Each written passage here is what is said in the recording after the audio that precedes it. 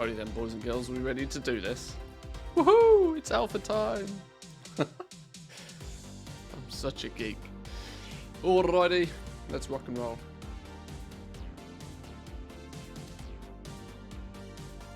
How are you all doing, boys and girls? Good morning. Finally.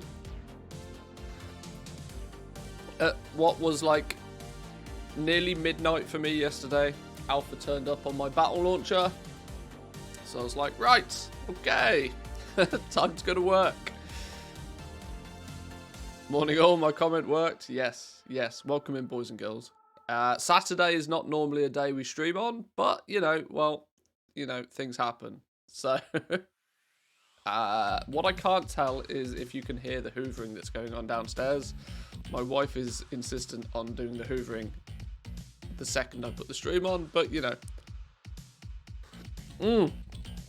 Okay, I did log into the alpha yesterday just to make sure that it all works, get it installed, get it all ready, get it all rocking and rolling. So it should work. I'm going to spend most of the well, I guess it makes sense, right, for me to do what I do best, and that's look at things like the professions. There's a strong probability that nearly everybody else that had access to the alpha spent about 6 hours making a Drac there, and then another 6 hours doing some zip flying about. We'll get to all of that. We got professions to look at though. I want to try and break down these professions because I'm concerned that some of them are going to get taken off the alpha when they add more on, because that's sort of, they want people to focus on certain stuff. So, but right, we will not have 2 sets of tunes on the go, so let's kill those tunes. Put those to bed. Let the alpha audio do its thing. We only want in-depth pet battling coverage. Well. How many hours of VOD tonight, tomorrow? Well, this is a Saturday, so this is a bonus stream. The probability of it extending too far today is probably slim. What I actually want to start doing is putting some YouTube content together, sort of actually documenting this a little bit more. Streams are great and all. Streams I like to use to, work out everything, but then I like to devote some time to actually documenting it long term.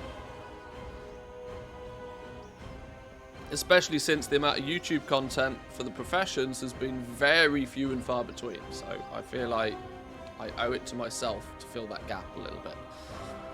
So the streams won't be overly long, but we'll focus on the stuff that's, somewhat important to us lot. The professions. So let's get going. Let's jump in. What I do probably need to do is balance all the audio and stuff for the game, because it sounds already like it's a little bit too loud, but we'll see. I don't want to feel like I'm shouting over the game. Oh, that's a good start. Errors. Who doesn't love some errors? Right, let's put the audio in check, because it already sounds a little bit too loud. Let's do just master volume down a touch. The music is fine, but down a touch, that'll do. That sounds sensible. Jewelcrafting gem discovery first. Well, we kinda can pick a profession to start with. Lots of people already have kind of covered alchemy and blacksmithing a little bit, but I do definitely want to look at those. There seems to be... Is there the option from this dude to train everything that's come up so far? Yeah.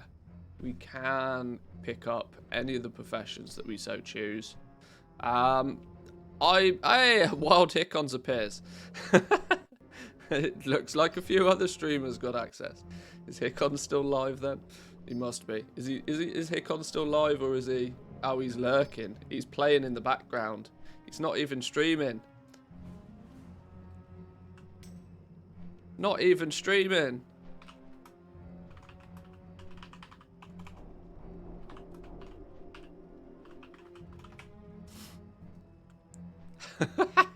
He's running away now. Running away, he's scared. We will probably focus on jewelcrafting a little bit today, because it's the one profession that I love. The one profession that I have adored forever and ever.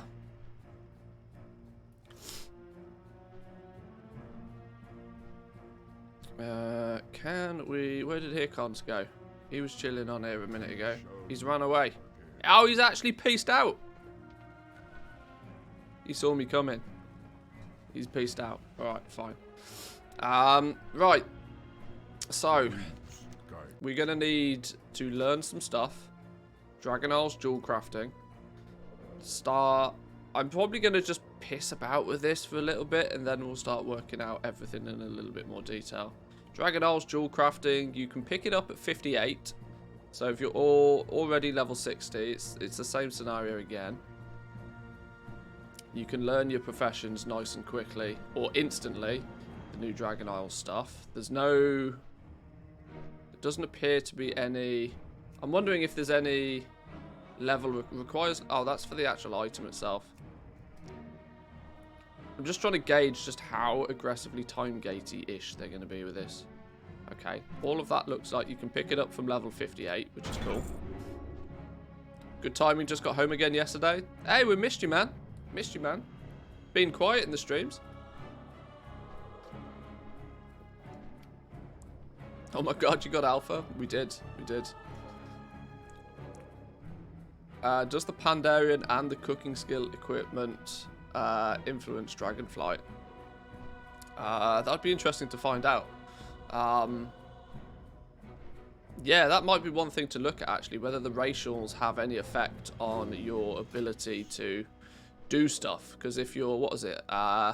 Who's the Jewelcrafting dudes? They're the Tauran, right? Is it Taurans that have a bonus to Jewelcrafting? I can't remember. Some of the races do have a bonus, which may play quite a big part in the early days. If they're going to make it so that you can get to like skill 50 and then it... Oh, Draenei. Yeah, you're probably right, actually. You're right.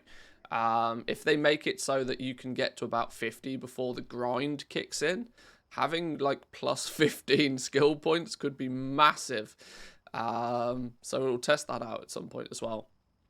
I want to just, now that I can see it firsthand, I want to play with it a little bit, work out exactly what's going on with it, without having the, having to be a pause Andy on somebody else's video.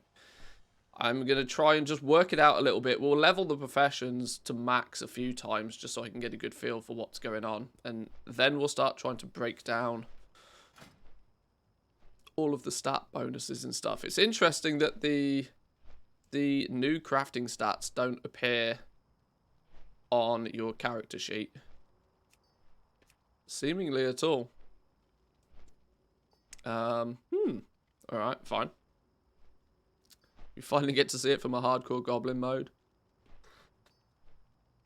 I'll do my best. I'll do my best.